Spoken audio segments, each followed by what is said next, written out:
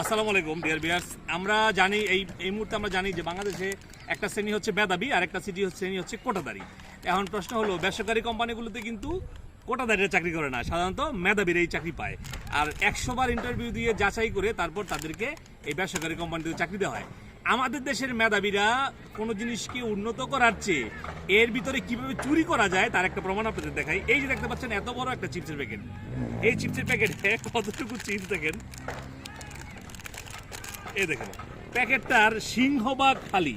এই মেধাবীদের দ্বারা যদি আমাদের এই অবস্থা হয়, আমি এরকম মেধাবী আমি বিশ্বাস করি না। এই দেখেন অবস্থা, একটা প্যাকেটের প্রায় 70 ভাগ ফাঁকা, একটা প্যাকেটের 70 ভাগ ফাঁকা, 30 ভাগ হচ্ছে চিপস।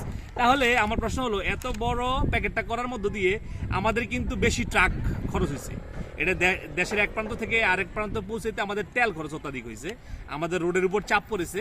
তাহলে আমাদের মেধাবীরা ভাবেটা কি, আমাদের জন্য যে উন্নয়নটা নিয়ে আসবে তারা, আমাদের জন্য যে এই জিনিসটা তারা আমাদেরকে দিবে, সেটা না দিয়ে তারা কি করছে, তাদের ইঞ্জিনিয়ারিংয়ে আমরা হাওয়া ভর্তি পাইছি। অথচ মা খালারা যখন জুড়ি বানাইতো, পাতা পিঠা বানাইতো, তখন কিন্তু এরকম হাওয়া খাইতাম না আমরা। আমাদেরকে যে প্যাকেট দিত, প্যাকেটে পুরোটা ভরা থাকতো, আর সেই জুড়ি থেকেই কিন্তু এই চিপস তৈরি হয়েছে।